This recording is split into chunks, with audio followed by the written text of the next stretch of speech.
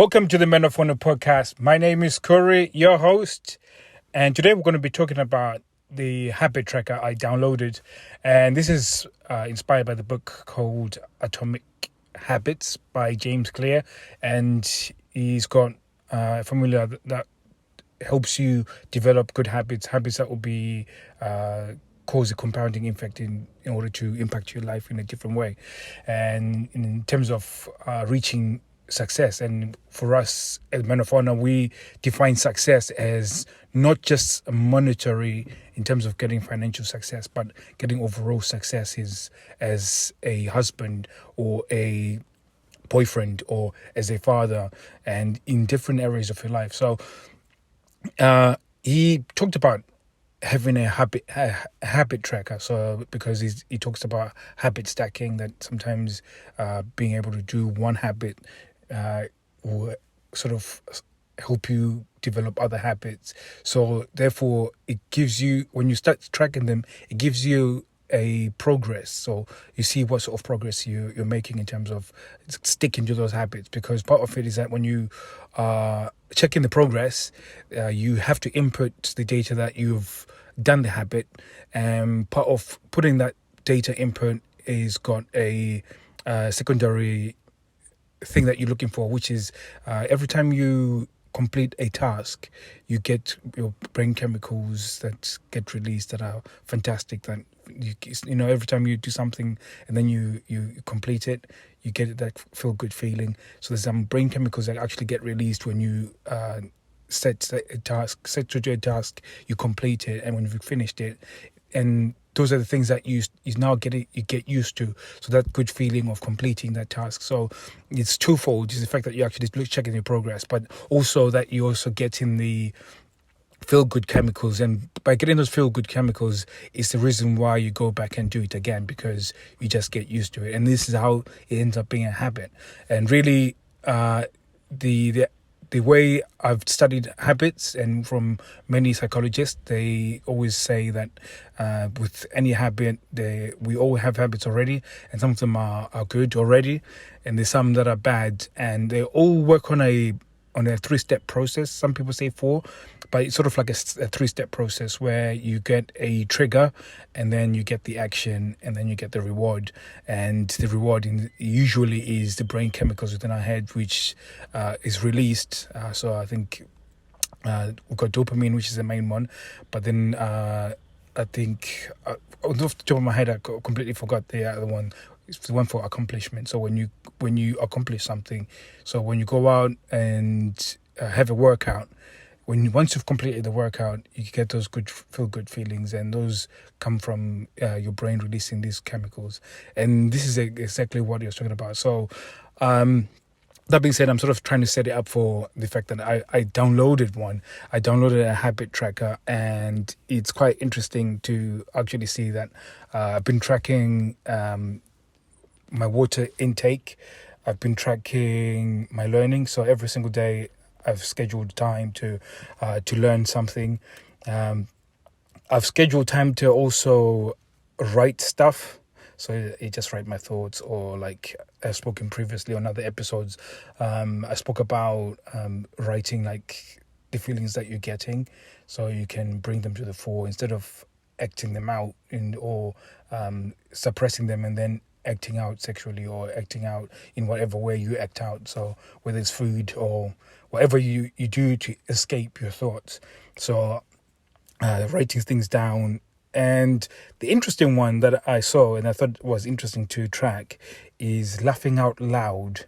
And I downloaded this app on Monday, and I've only laughed out loud once.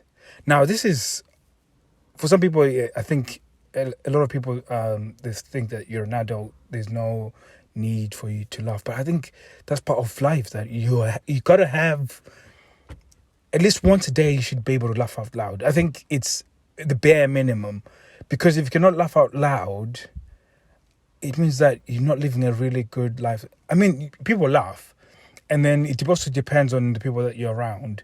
So there's some people that I get around and instantly we've got a good rapport and we're always in a joking mood. So I've since moved contracts and moved to a different workshop where there's other guys. One of the guys that I get to vibe with is away. He's working away, and yeah, we whenever he's around, we're always cracking jokes. We're always got good banter, and constant laughter. And my previous workshop where I was, there was good banter as well, and there's constant laughter. So I I'm beginning to see that it's sometimes it's part of the environment. So the people that you spend time with, they have to be not be uptight. You have to be able to regress to more of a child, that you find everything playful. And I think if you already got a lot of things that you're thinking about, and you're constantly wound up, so you're thinking of bills, you're thinking of work, you're thinking of children, marriage, and if you imagine that being a coil that you're constantly coiling up, there has to be some sort of release, and one of those releases is definitely being able to laugh.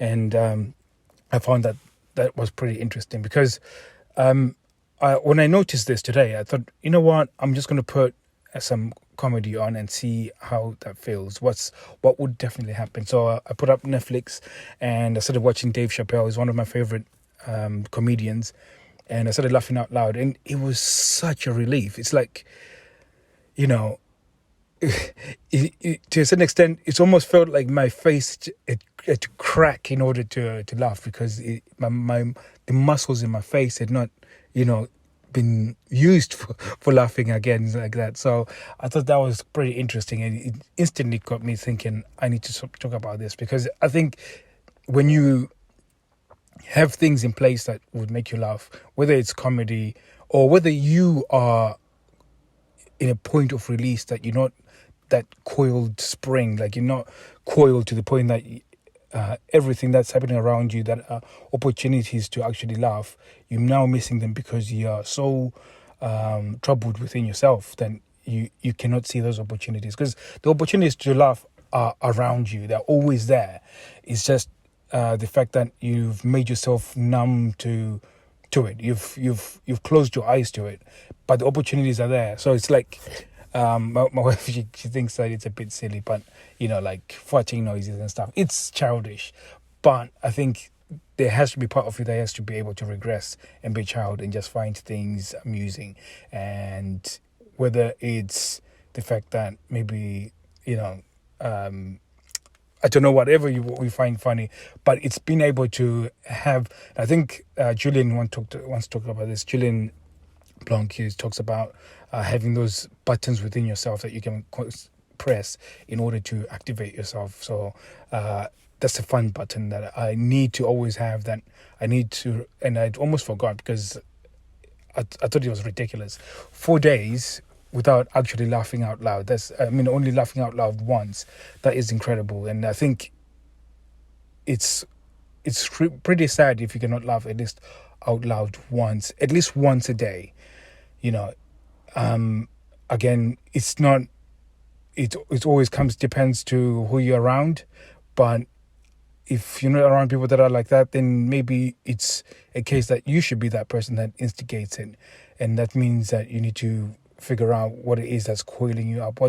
Why are you not released? Why are you not free to be able to express yourself in a way that was going to cause you to laugh? And again, it's infectious. It's once you start laughing and you're free, then you'll be able to free people around you.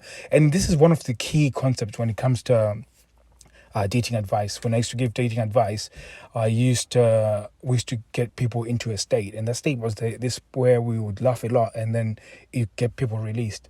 And whenever we're out in a place and we were just talking as the guys, because we're laughing so much, we would naturally get girls coming surrounding us, and then it made it so much easier to pick up the girls because we were already in release. And this works out even in networking events. Like if you're around people in a networking event, even though it's a business type thing, the fact that you're open to make jokes and be free and everything else, it makes people want to be around you because you're giving off a very good vibe. So, yeah, I thought it was a little bit distressing, the fact that I had only laughed out once in 4 days. And I think for some of you guys might be looking at it thinking, no, this is not for me, you know. And the fact that it's telling you that, oh, maybe it's not for me, maybe it's a bit too childish and stuff. The fact that you're thinking that, it means that you probably have something that is coiling you up, that's not allowing you to release. And you need to look into it. I mean, if I cannot laugh out loud, that means my kid is probably presenting loads of opportunities for us to actually laugh out loud and be foolish together and actually have an enjoyable moment. But I'm probably missing those moments because I'm so coiled up, I'm so wound up that I'm not even doing that.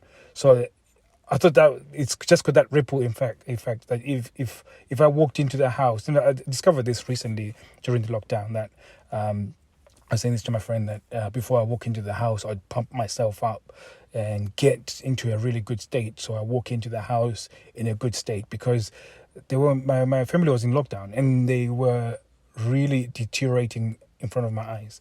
So even though I had had a shit day at work or whatever, I would start plugging, pushing on that button, that fun button, and then instantly when I walk in with that, it changes the environment and it changed the vibe. So that's why this laugh out loud has been a thing for me, and why I think it should be a thing for you as well. So if you think this is informative and it's something that you would want to learn more and want to, just join the Men of Fauna Facebook group. There's some funny stuff I saw that has been put on there quite recently.